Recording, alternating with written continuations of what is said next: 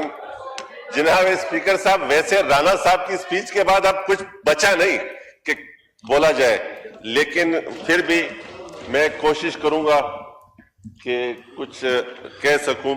سر, جناب اسپیکر, ملک حقیقت میں ایک سیریس سچویشن ہے. وہ قومیں جو جنگوں کی طرف جاتی ہیں وہ پسپائی کی طرف جاتی ہیں, لیکن جس سچویشن میں پاکستان ہے, میرے تمام کولیگز یہ ساری باتیں ریپیٹ ہو رہی ہیں, چاہے وہ ہم بلوچستان میں جعفر ایکسپریس کا واقعہ لیں یا اس کی کنٹینیوٹی میں آج دن تک کی بات لے لیں, 25 ڈرون تک کی بات پہ آ جائیں. لیکن اگر ہم نے اس خطے کو امن کا گہوارہ اور امن کی طرف لے کے جانا ہے تو اس کے لیے ضروری ہے کہ انڈیا ہوش کے ناخن لے. جس بزدلانہ طریقے سے رات کے اندھیرے میں سول آبادیوں پر حملے آج دن تک جاری ہیں, کراچی شہر میں بھی آج کئی ڈرون گرے ہیں, تو یہ اس بات کی زندہ مثال ہے کہ یہ فاشسٹ حکومت کسی نہ کسی طریقے سے اس خطے میں جنگ چاہتی ہے. جناب اسپیکر, میں جتنا انڈیا کے لوگوں کو اسٹڈی کیا ہے تو حقیقت جانے کہ میں نہیں سمجھتا کہ انڈیا کی عوام اس طرح کی پالیسی کو سپورٹ کرتی ہے. اور خاص طور سے جناب اسپیکر, مجھے افسوس تو انڈیا کے میڈیا پہ ہوتا ہے. کبھی غلطی سے آپ نے انڈیا کا کوئی چینل لگا دیا اور ان کے اتنے پڑھی لکھی قوم میں سے اتنے جاہل جرنلسٹ پوری دنیا میں نے کہیں نہیں دیکھے جو انڈیا کے ہیں, یا کہ وہ انڈیا والے بٹھاتے اپنے چینلز پہ اس قسم کے لوگ ہیں کہ شاید میں سمجھتا ہوں اس قسم کی لینگویج, اس قسم کے الفاظ, اس قسم کی بات چیت جو نیشنل انٹرنیشنل میڈیا پہ کی جا رہی ہے, میں نہیں مانتا کہ ایک باشعور اور پڑھی لکھی قوم کے جرنلسٹ اس قسم کی بات کرتے ہوں. یہ خاص طور سے جرنلسٹ الحمدللہ ہمارے پاس ہمارے ملک میں بھی ہے.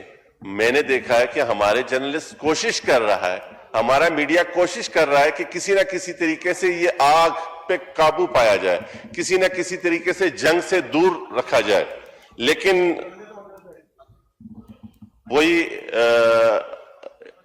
انڈیا کی میڈیا کو آپ تھوڑی دیر سن لیں گے تو آپ کو ایسا لگے گا کہ بس اب ہم ایسی جنگ کی طرف جا رہے ہیں کہ پورا یہ خطہ جو ہے وہ بارود کا ڈھیر بننے جا رہا ہے.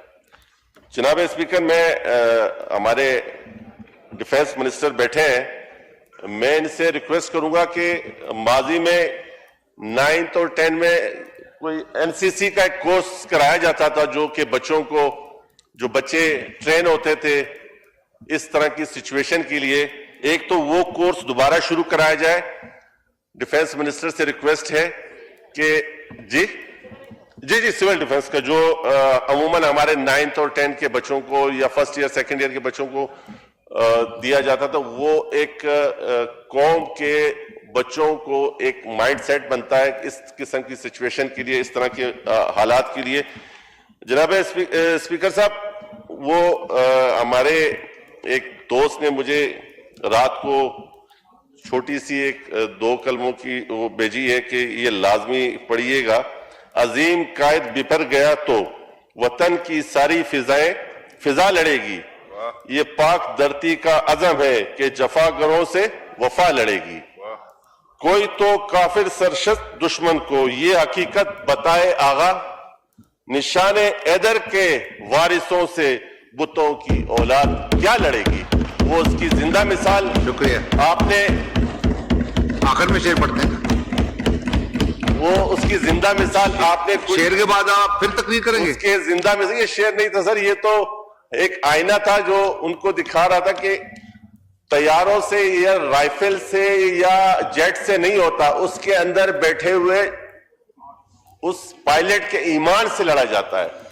اگر آپ جب کچھ عرصہ پہلے پاکستان آئے تھے تو بھی آپ نے طیارے گرائے, اب آپ نے رائفل کے ذریعے کوشش کی, تو یہ ناکامی راہ کی فیلئر ہے, راہ فیل نہیں ہے.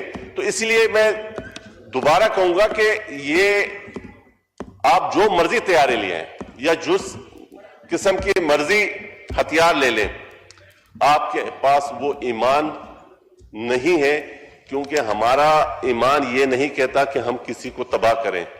لیکن جب آپ ہم پر اس قسم کی جنگ مسلط کریں گے, جب اپنے ہی ایک ٹورزم پوائنٹ کے اوپر اپنے ہی لوگوں کو قتل کروائیں گے. آپ ان کی انڈیا کی جناب اسپیکر مختلف موویز اٹھا کے دیکھیں, یہ اپنی ہی مووی سے پھر اسی کا تجربے اپنے ہی ملکوں پہ اپنے ہی لوگوں پہ کر رہے ہوتے ہیں, جس کی زندہ مثال کچھ دنوں کی پہلے کی ہے, اور اس کے بعد اس بیوقوفانہ عمل کو لے کر پاکستان پر اٹیک کرنا.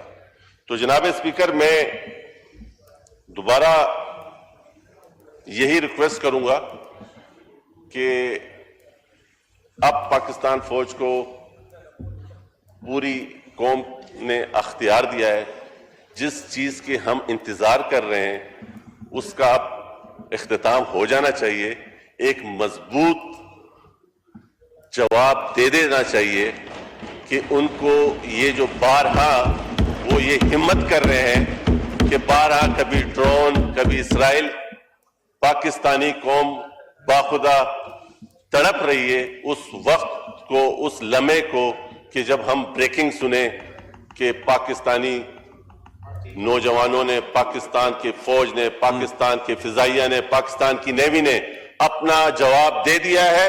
اور وہ جواب انشاءاللہ سول ایریا میں نہیں ہوگا, وہ جواب ایسا ہوگا کہ وہ کہیں گے کہ ہاں واقعی ہمیں کسی نے جواب دیا ہے. تو انشاءاللہ تعالی میں جو پوری قوم پاکستان کی اپنی فوج سے جو امید رکھتی ہے وہ سننے کو ملے گا. آپ کہتے ہیں کہ شعر پڑھ لیں, تو شعر یہ ہے کہ ہو صداقت کے لیے اگر جنگ بھی لازم, تو فن حرب میں ہوتی ہے نکو کاری بھی.